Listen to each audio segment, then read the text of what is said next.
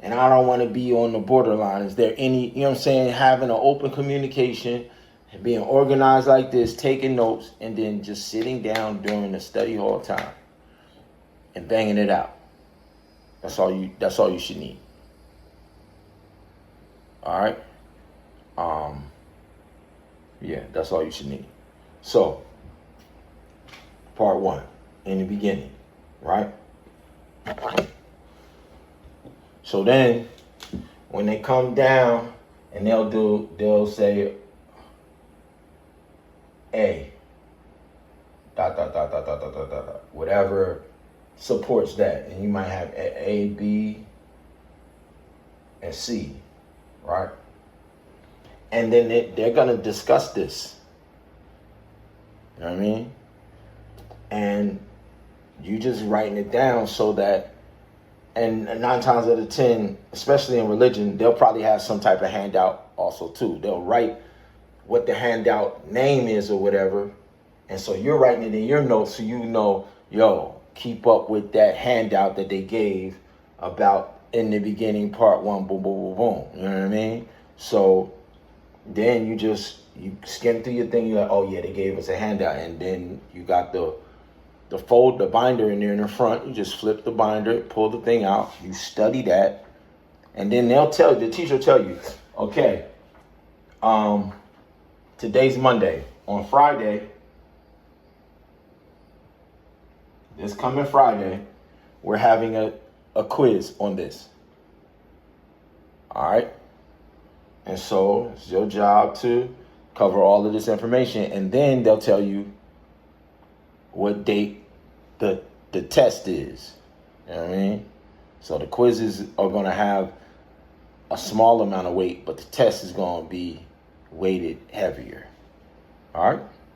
And so that's the outline. That's what the outline is. It's simple. It's just you just got to make sure you capture all of the stuff that the teacher is putting down.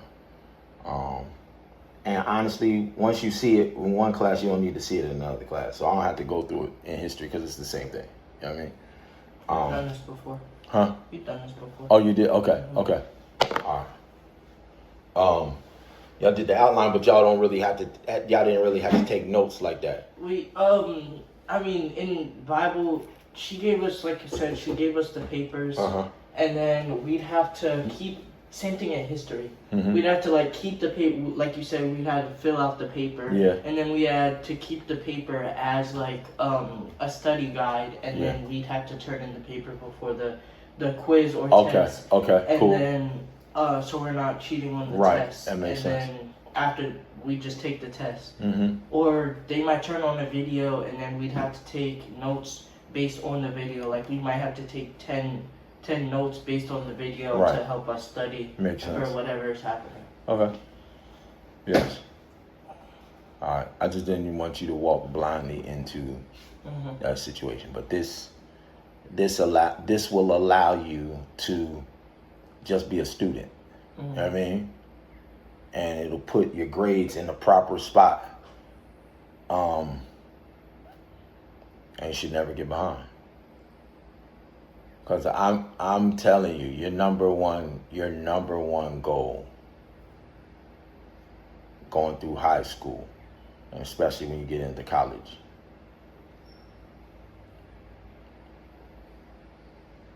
should be to develop all of the characteristics, like I told you the other day. This is the last 2 phases before you will be a man and then leading your own, hopefully, family and all of that. You know what I'm saying? So this is the place where you're supposed to develop all of the characteristics that you need to be able to be a great, phenomenal husband and spouse to a bride down the road, right? And you only develop that through relationships. You know what I mean? You develop your communication skills, your personality traits, which will attract your bride. You know what I'm saying? You develop all of that through interaction. You know what I mean? So that's the most important thing in this stage of your life, right? Because if you get all A's and you're a phenomenal student, but you are lacking in subpar in your social skills and your social ability and your ability to identify the proper spouse for you. You can have the best grades and have the best job, but if you get the wrong spouse, your life's going to be terrible. But the opposite, if you get the right spouse, if you get that right, it doesn't matter if you flipping burgers starting out, but if you have the right spouse, you're going to be able to weather whatever storm, and then you're going to be able to get on track with everything else. And you already got the right spouse. So then you're going to have the right mother for your children, and all of that's going to be in line. You know what I'm saying? That's priceless stuff. Everything else, career, job, all of that, you can navigate and get and add stuff and add skills and add courses and fix that. But if you get the spouse thing wrong, it's no fixing that. You know what I'm saying? So that's the most important thing. Your development over these next 8 years. Socially, spiritually,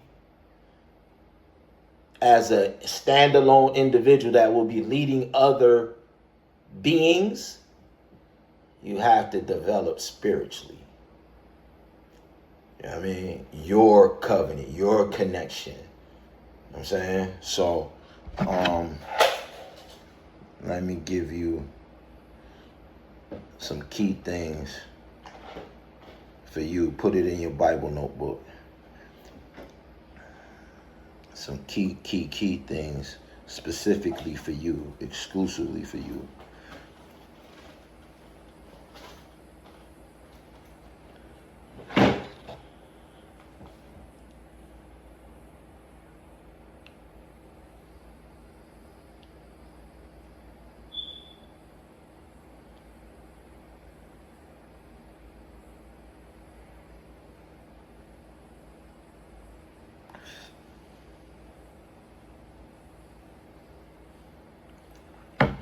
All right. So you saw that viral video the other day of yourself bouncing.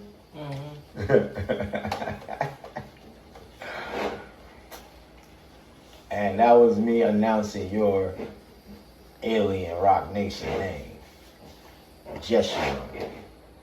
All right. So today I'm gonna show you specifically where I got it from. All right.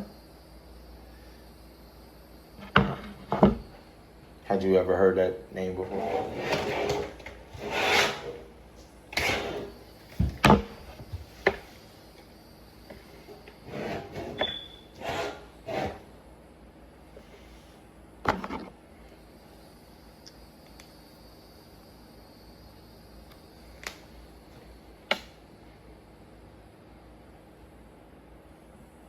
So this is for your outline.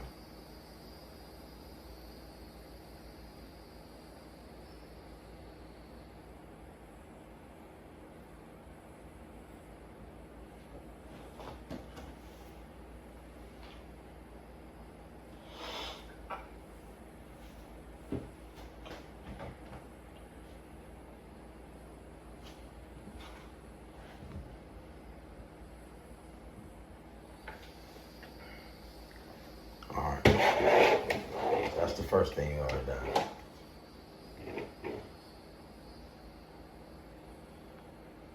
So in the Bible is mostly written in Hebrew, right? So the end of the word will tell you if it's a man or a woman. But here, this one, it's on the beginning of the word. Instead of a J, you use the J for the man and the Y for the woman. So go ahead, write that down, and then I'm gonna show you where you can find it at. Like, do I just put J or do I write the full word? Both of them. Right, everything you see there. just like I wrote it.